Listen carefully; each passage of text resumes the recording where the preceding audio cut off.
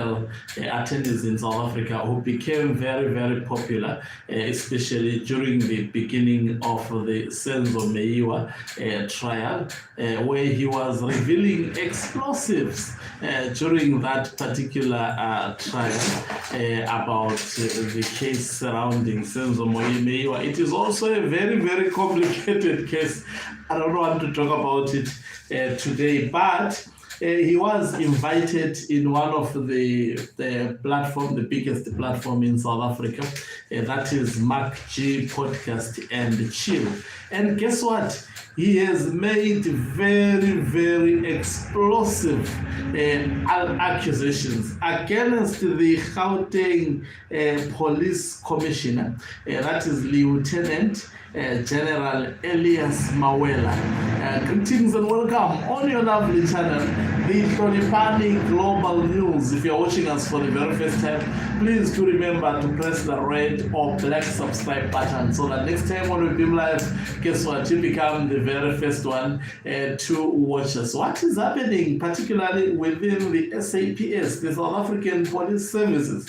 I think there is a lot that is taking place. It began with the KwaZulu-Natal Commissioner, that is General Nhlanhla Mkhwananzi, making serious allegations against the current police minister, who has been actually put on leave, I don't know what they call it, absence of leave, whatever they call that particular leave, has been actually criticized by a lot of South Africans. And he made serious accusations against also, was it one of the commissioners, national commissioners, who is responsible for crime.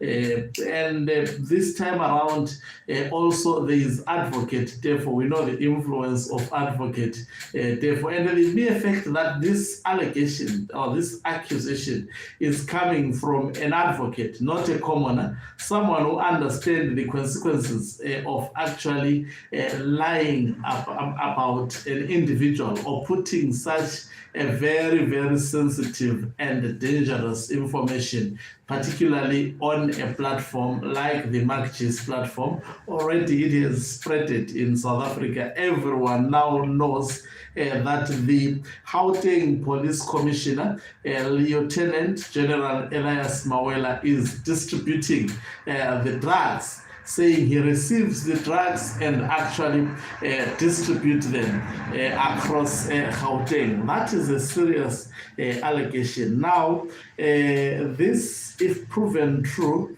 and also the allegations that have been made by Nhlanhla Mkhwananzi, that is the KwaZulu-Natal Police Commissioner. If these allegations, I can attest to you, that are proven true, then South Africa is in a serious crisis. Just imagine people who are supposed to enforce the law engaged into such criminal activities.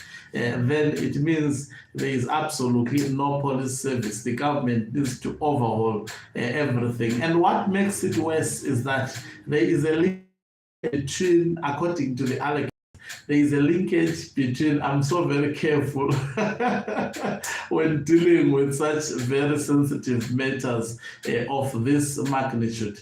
Now, according to all allegations that have been laid, especially against the senior police officers in South Africa, there is a linkage between the senior leadership within the SAPS as well as also senior politicians, particularly within the African National Congress. And I can tell you, things are not looking good. I'm waiting to see how actually the government of South Africa will maneuver around this. I think the next 6 months of the commission that has been commissioned by Cyril Ramaphosa to investigate these allegations and make a report. Now, a lot of people have criticized, especially putting in place a commission, saying a commission can make recommendations, but those recommendations cannot be enforced. For example, you can come bring evidence to a commission, but the commission will go as far as actually making recommendations, of which the president also may decide to make that report public, or decide not also to make the report public, and may just sit on that particular report. Look at how much South Africa spent on the Zondo Commission, and consider they spent billions. That commission took 2 years. It was supposed to take about 6 months. Billions of taxpayers' money went into that commission. Who has been arrested as a result of the work of that commission? There is absolutely nobody.